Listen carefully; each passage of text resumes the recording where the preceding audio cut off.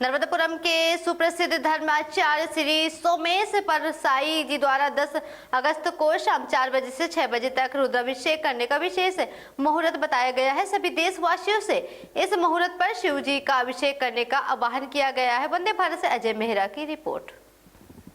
नर्मदापुरम के सुप्रसिद्ध धर्माचार्य श्री सोमेश परसाई जी द्वारा 10 अगस्त को शाम 4 बजे से 6 बजे तक रुद्राभिषेक करने का विशेष मुहूर्त बताया गया है। सभी देशवासियों से इस मुहूर्त पर शिव जी का अभिषेक करने का आह्वान किया गया है। वंदे भारत से अजय मेहरा की रिपोर्ट।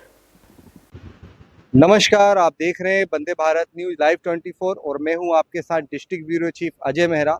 और अभी हम आए हुए हैं गुरुदेव धर्माचार्य श्री सोमेश परसाई जी के निवास पर। हम अंदर चल के चर्चाएं करेंगे गुरुदेव से कि श्रावण मास में शिव जी की पूजा अर्चना कैसी की जाए जिससे ज़्यादा से ज़्यादा लाभ भक्तों को मिल सके। तो आइए हम अंदर चल के उनसे चर्चाएं करते हैं।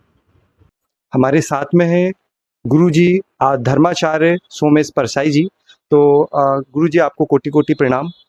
गुरु जी मेरा सवाल ये है, जो शिव जी की जो पूजा अर्चना है वो श्रावण मास में उसका क्या महत्व है, और ये जो 10 तारीख को ऐसा कौन सा पुण्यकाल है जिस पर आप संध्या काल में 4 से लेके 6 के बीच में आप महारुद्राभिषेक कर रहे हैं और पूरे भारतवर्ष के भक्तगण को आप प्रेरित भी कर रहे हैं।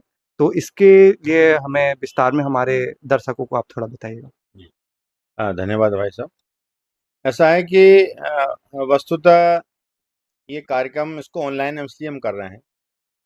वैसे तो क्या घर घर सबको करवाना चाहिए इस कार्यक्रम, तो सुविधाएं नहीं रहती, लोगों के पास व्यवस्थाएं नहीं रहती, ब्राह्मण नहीं रहते कराने वाले।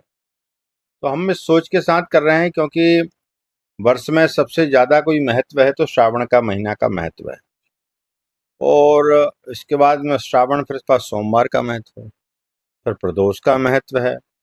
दूसरा चीज़ क्या है कि भगवान राम का जन्म पुनर्वसु नक्षत्र में, और भगवान शिव का नक्षत्र आर्द्रा है। ये चारों सब चीज होने के कारण रामेश्वर योग बन गया है।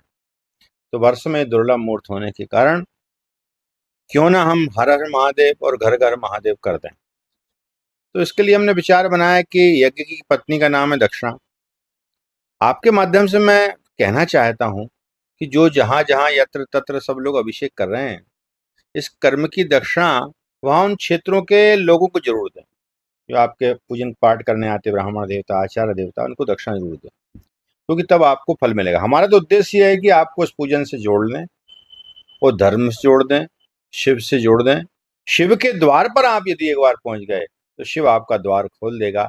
इसी उद्देश्य के साथ हम ये 10 अगस्त का कार्यक्रम दृढ़ मुहूर्त हम करने जा रहे हैं। जी गुरु जी, बहुत बहुत धन्यवाद। मैं एक सवाल और करना चाहूँगा। जैसे कि आप गाय के दूध को अभी जैसे मतलब ऑनलाइन लाइव भी बहुत चल रहा है, गाय के दूध को आप ज़्यादा महत्व दे रहे हैं महारुद्राभिषेक में। तो ऐसा क्या है मतलब जो आप उसको ज़्यादा महत्व दे रहे हैं अन्य दूध की अपेक्षा, जैसे पैकेट में जो आ रहा है, क्या इस पर आप कुछ बताएंगे हमारे दर्शकों को?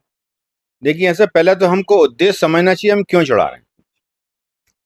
क्योंकि दूध का महत्व है, लेकिन पैकेट के दूध का महत्व कौन है? ये तो कृत्रिम है। और गाय के दूध चढ़ाने का अर्थ ये है कि पाप और संताप का हरण। तो पाप संताप का हरण नहीं है तो ये केमिकल वाले दूध को क्यों चढ़ाना। और गाय के दूध चढ़ाने से सुख शांति समृद्धि की वृद्धि होती है। और सबसे बड़ा ये है कि जब गौ माता का दूध हम चढ़वाएंगे तो गौ माता का रोज देसी गाय का व्यक्ति जब दूध ढूंढेगा तो उसको समझेगा कि देसी गाय तो बची नहीं है। तब गो पालन के लोग और बढ़ेंगे। इसलिए जब गो पालन के लोग बढ़ेंगे तो गौ माता की जय हो। बहुत बहुत धन्यवाद गुरु जी आपका, आपने ये सारी जानकारी हमारे दर्शकों तक पहुंचाया। और जैसा कि अभी आपने देखा हमारे गुरु जी ने जो मतलब शिव जी को लेकर, जो पूजा अर्चना को लेकर आपको पूरी जानकारी दी है। श्रावण मास में इसका काफ़ी महत्व है। तो ऐसी जानकारी के लिए बने रहिए हमारे साथ वंदे भारत न्यूज लाइव 24 पर। कैमरामैन शुभम पटेरिया जी के साथ संवाददाता district bureau chief Ajay Mehra की रिपोर्ट, नर्मदापुरम।